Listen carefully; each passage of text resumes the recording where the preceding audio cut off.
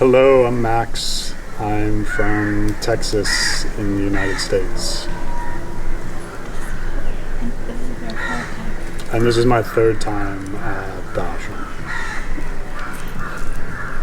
What have been your expectations and how did reality compare?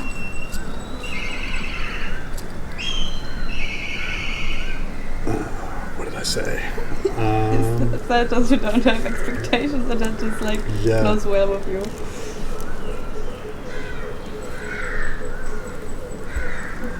What have been my expectations? I've found that for me, this is my third visit to the ashram, and I've found that it's been very productive for me to come in with as few expectations as possible. I think on previous trips, I was here in 2013 when the ashram was in Goa, and again in 2019 in Gokarna. And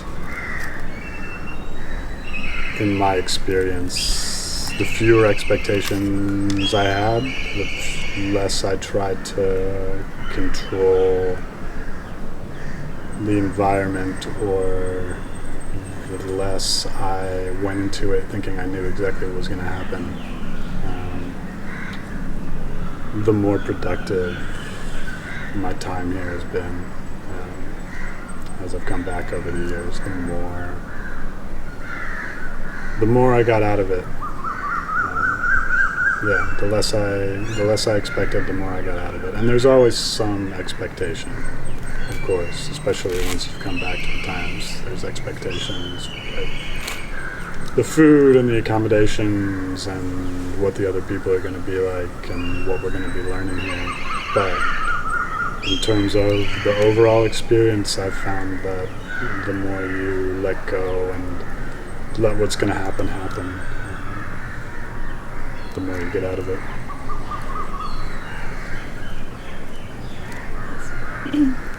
Can you describe a typical day at the ashram? Typical day, it's a busy day. We start at 7. Our first activity is morning ritual. We have arti, japa, and nyasa. Then a quick breakfast. Then our first big morning activity is usually massage, sometimes other stuff. We do some breath work and some other things on certain days, but usually getting into the traditional Ayurvedic walking massage at that time. Then we have our morning asana practice, or teaching practicum once we're later in the training sessions. But we start off with a morning practice, and then gradually as the month goes on, we transition into teaching practicums, followed by lunch.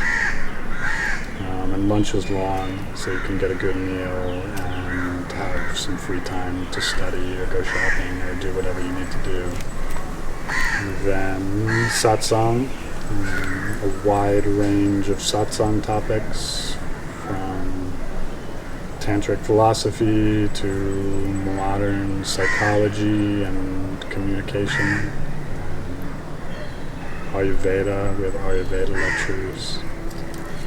Then we have our big afternoon into the evening asana practice with Whitney teaching, and that's a good opportunity to deepen your own individual practice. Then dinner. Then we're done. I've enjoyed the community. I feel quite comfortable here. In my case, I have a long history coming to the ashram, so I was familiar with the teacher and some of the main teacher, Whitney, and some of the other people before coming here, so that gives me a great deal of comfort with everyone else before even arriving. Very nice. My favorite thing about the ashram experience has always been the asana practice. For me, so much of the rest of what we're doing here and what we're talking about here is contained in the asana practice in many ways. It's an integrated meditative practice, and you have the opportunity to really go deep within yourself and sort of explore your own inner landscape in a way that not many other systems have available. So that's something I've enjoyed. Nice. And what are the things what is the thing that you like the least? The thing I like the least.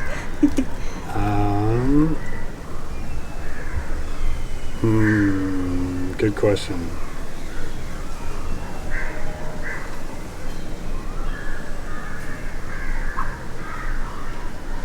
Thing I like the least. Maybe the thing I like the least is sticking to the same schedule so rigidly every day. I think just for me personally, it might be nice to do things in a different order, but having 20, 30 people here makes it necessary to regiment it a little more and keep every day more or less along the same basic schedule, even though we have different activities sometimes in the same time periods, but all more or less the same. I should rephrase this. So which did you find the most challenging, maybe? Which do I find the most challenging?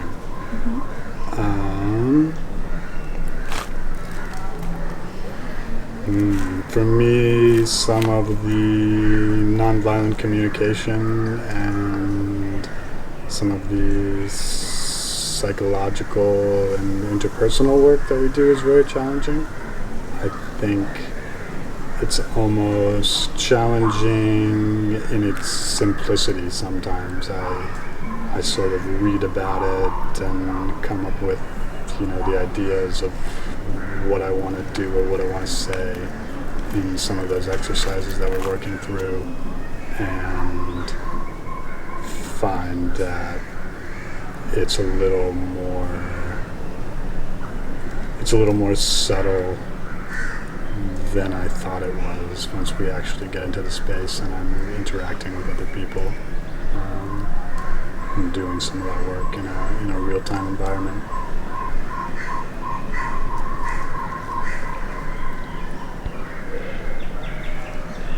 How has your understanding of Tantra changed since you came to the ashram in general, not only this season? This season? No, in general. In general, over the course of 10 years. It's changed quite a bit. It's evolved quite a bit. Although in some ways, I suppose, while it's very different than it was 10 years ago, it's simpler in some ways. I think watching the ashram evolve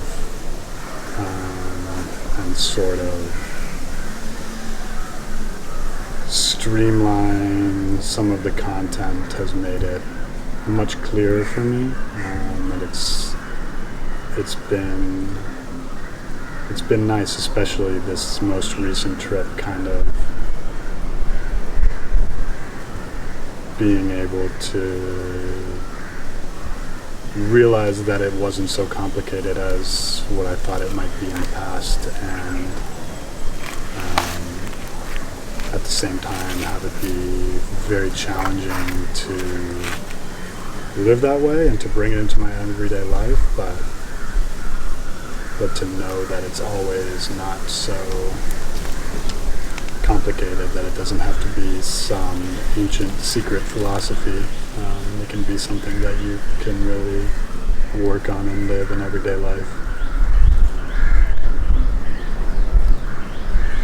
How do you like the accommodation? I like the accommodation. Yeah, it's nice. Should I go into detail there?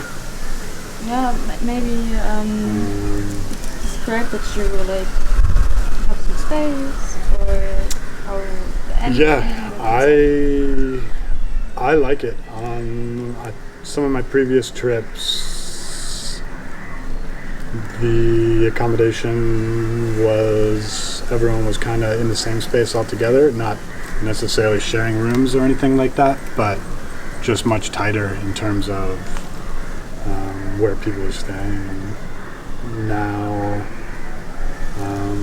this time it's a little more spread out, and I kind of have my own space to go back to, which is nice for me. Some others might prefer the other way, but for me it's really enjoyable to have my own little room that I can go back to and recharge. How do you like the food? The food is great. I don't always eat vegetarian when I'm out in the world, but when I come here, I have no problems with it. The cooking is really good, and I quite like it.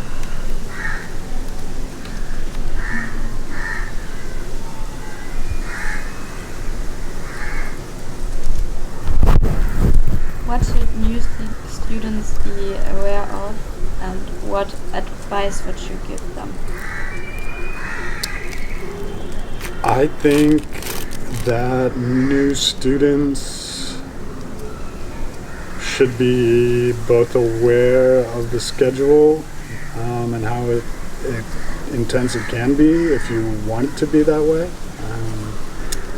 but also that it doesn't have to be, that you can come and engage with the material in your own way and still be in keeping with what is happening at the ashram. And advice I would give to new students is sort of a more general version of that with the schedule. It's that you can come here and not have necessarily or you can come and to be open to letting things happen the way they're going to happen without trying to control the situation or really know for sure what you're getting into. You're coming to a safe space where you can explore that when you get here and find out what that means to you on your own time and in your own way.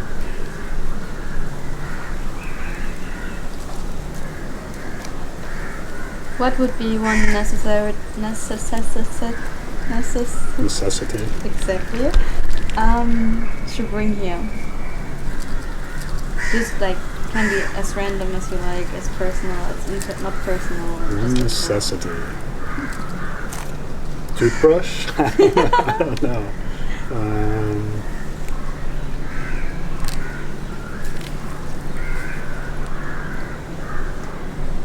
Yeah. I don't bring a lot of stuff. I don't know if you've noticed. I have to do laundry every 3 days because I run out of clothes. Toothbrush also perfectly fine. Every once in a while, I just go buy a new T-shirt at the tourist shop. The guy knows me now. He's like, "You don't do laundry, huh?" I'm like, "No." It's been 4 days. Nice. Okay. And one last question. How was your travel to the ashram? My travel was good. It was long, but it was good. Coming from Texas in the United States, I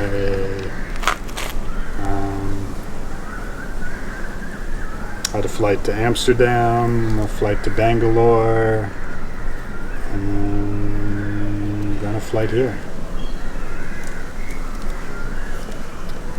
So it was easy as it can be for that long of a trip.